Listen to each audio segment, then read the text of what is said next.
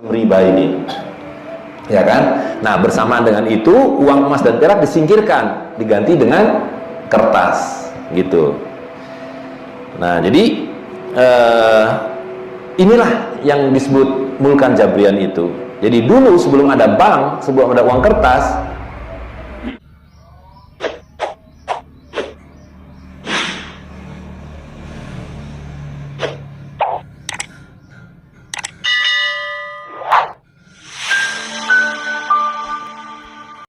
jadi Goethe, satu pujangga Jerman, pemikir besar, dan dia adalah menteri keuangan di zaman itu di Jerman, mengatakan bahwa uang kertas adalah produk dari setan. Jadi beliau menulis sebuah novel dengan judul Dr. Faust. Jadi Dr. Faust ini adalah seorang ilmuwan yang menginginkan mengubah loyang menjadi emas, dan karena itu dia mengikat kontrak dengan setan. Dan setan mengatakan, namanya Mephisto, dalam cerita itu dikatakan, you akan dapatkan apa yang kamu inginkan, tapi kamu mesti ikut apa yang saya mau. Jadi kalau kita mengenalnya ada legenda babi ngepet, ya kan? Orang mau kaya raya boleh dengan mudah, tapi harus mengikat kontrak dengan setan, dengan tuyul, ya kan? Jadi babi ngepet. Nah, kira-kira legenda semacam itu, tapi ini dalam pemikiran yang sangat ilmiah. Nah, nanti akan kita lihat kenapa uang kertas ini adalah hasil dari bisikan setan, kata Goethe. Jadi kita akan melihat bahwa uang kertas adalah sihir, ya. Jadi ada satu keluarga namanya Rothschild. Rothschild itu banyak, anaknya ada 5. Nah, ini ada satu keluarga yang pada abad ke-17, 18 membangun jaringan perbankan di Eropa. Nah, dia mengatakan, berikan saya kontrol atas pasokan uang, dan saya tidak peduli siapapun yang menjadi pembuat undang-undang, siapa yang jadi presiden, siapa yang jadi perdana menteri, siapa yang menjadi anggota DPR, saya nggak peduli. Yang penting beri saya kekuasaan mengendalikan pasokan uang. Dan itu kemudian terjadi bahwa para bankirlah yang kemudian diberi hak monopoli untuk mencetak dan memasok uang, ya. Jadi beri saya kendali atas pasokan uang, dan saya tidak akan peduli siapapun yang membuat hukum. Nah, lalu ada satu lagi yang saya ingin kutip di sini. John Adam mengatakan ada 2 cara untuk mengendalikan satu bangsa. Yang pertama adalah dengan pedang, ya. Datangi, tundukkan dengan pedang, ancam, atau beri hutang. Jadi kalau ada satu rumah tangga yang diutangi oleh rentenir, ya kan, pada akhirnya dia akan seperti kerbau yang dicucuk hidungnya, disuruh apa saja mau, ya kan, hutang. Nah, inilah yang kemudian bisa kita lihat hari ini. Tidak ada satupun negara yang tidak punya hutang, ya. Amerika Serikat yang begitu hebat, yang katanya negara paling superpower hari ini, hutangnya paling besar di dunia ini. Waktu dia merdeka tidak punya hutang, tapi hari ini hutangnya paling besar. Jepang, hutangnya juga besar. Cina, yang sekarang tukang ngutang-ngutangin, ya kan, semua diutangin sama Cina, tapi Cina punya hutang begitu besar. Perancis dan seterusnya. Pertanyaannya adalah, kalau semua negara ini utangnya kepada siapa? Ya kan? Apakah pemerintah itu tidak bisa nyetak uang sendiri kalau pakai hutang? Bisa nggak nyetak uang? Bisa. Kenapa dia harus berhutang pada pihak lain? Ya, karena tadi hak mencetak uang sudah diberikan secara monopoli kepada perusahaan-perusahaan yang kita sebut sebagai bank atau bank sentral, ya kan? Nah, jadi kalau John Adams mengatakan bahwa Anda bisa mengontrol satu bangsa dengan hutang, nah, lihat buktinya. Semua negara punya hutang, dan dengan kata lain dia dikontrol oleh pemasok uang. Jadi presiden, perdana menteri itu hanya boneka, ya. Jadi sistem politik yang kita sebut negara hari ini adalah sistem politik yang dibuat oleh para bankir di abad ke-18 sesudah revolusi Prancis. Nah, jadi sebelum abad ke-18, sebelum revolusi Prancis, ada nggak negara? Tidak ada negara. Ya, ada nggak uang kertas?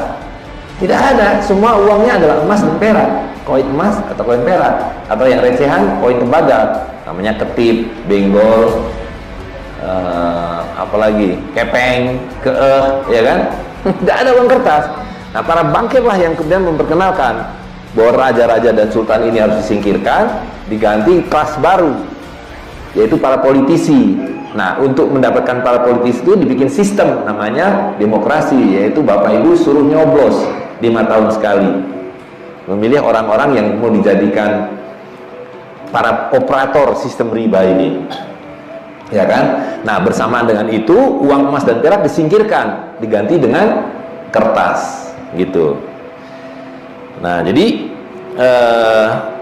inilah yang disebut Mulkan Jabrian itu. Jadi dulu sebelum ada bank, sebelum ada uang kertas, generasi kakek-kakek nenek kita nggak ada dia dompet seperti ini. Itu enggak. Kenapa dompet kita seperti ini? Karena ini riba. Ini dompet riba, isinya kertas dan plastik. Kakek nenek kita bawanya kantong, isinya apa?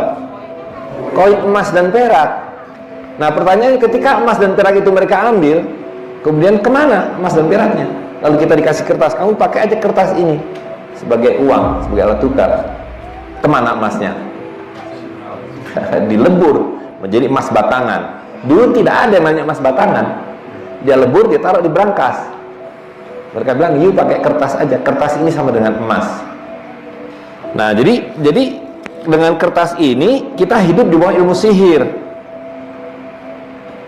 Jadi dulu yang namanya harta itu ya ini, emas atau perak, ya kan? Nah, lalu mereka bilang, titipkan pada kami. Mula-mula dititipkan, lalu mereka keluarkan kwitansi. Jadi uang kertas ini adalah kwitansi, voucher. Ada orang menitipkan 1 dinar, dikeluarkanlah 1 dinar voucher. Nah, dalam syariat Islam, jual beli itu hanya boleh menggunakan uang yang disebut sebagai ain. Jadi definisi jual beli kalau dalam fikih itu tamliku ain maliyatin, mendapatkan ain yaitu harta dengan mal, yaitu harta yang lain. Jadi jual beli itu harta ditukar dengan harta. Atau kalau bukan harta adalah yang disebut manfaat, kita menyebutnya jasa, ya kan? Nah, karena itu syaratnya 3 jual beli itu. 1, mesti redho sama redho. Haram hukumnya memaksakan bahwa kamu hanya boleh jual beli dengan jagung, atau jual beli hanya dengan dolar atau dengan emas.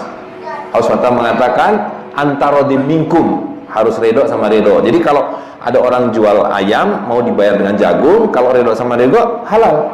Mau dibayar pakai emas halal, ya, tidak boleh dipaksakan. Yang kedua adalah dia harus tunai. Sebab kalau tidak tunai bukan jual beli, melainkan utang. Itu yang disebut yadan biadin, dari tangan ke tangan. Jadi penjual menyerahkan kambing misalnya, pembeli menyerahkan emas, gitu. Harta ditukar dengan harta. Yang ketiga adalah mithlan bimithlin. Nilai yang ditukarkan itu harus setara. Jadi kalau 1 liter beras setara dengan 2 liter jagung, ya 1 liter beras dengan 2 liter jagung setara, ya kan? Nah, begitu para bankir mengatakan bahwa kamu tidak lagi berjual beli dengan emas dan perak, tapi dengan kertas, 3 syarat ini tidak dipenuhi. Ini tidak redho sama redho. Betul nggak? Kalau ibu ke Singapura bawa ini, nggak usah jauh-jauh, Singapura, saya mau beli barang Singapura, diterima nggak ini? Nggak diterima. Mereka bilang Anda mesti pakai kertas saya, namanya dolar Singapura, tapi harga kertas saya 10.000 kali lipat dari kertas saudara. Betul nggak? Ke Amerika juga tidak laku gitu. Nah, jadi lihat, ketika kita mengikuti perintah Allah SWT dan Rasul SAW, para bankir mengatakan, kamu nggak bisa jual beli begitu. You mesti pakai kertas yang saya ciptakan, yang saya paksakan supaya kamu pakai, ya kan? Jadi lihat, ya, akibat dari pengkhianatan uang kertas ini adalah orang Singapura datang ke sini 10 kali lipat lebih kaya, dan kita datang ke Singapura 10 kali lipat lebih miskin. Betul nggak? Itulah kezaliman dari uang kertas.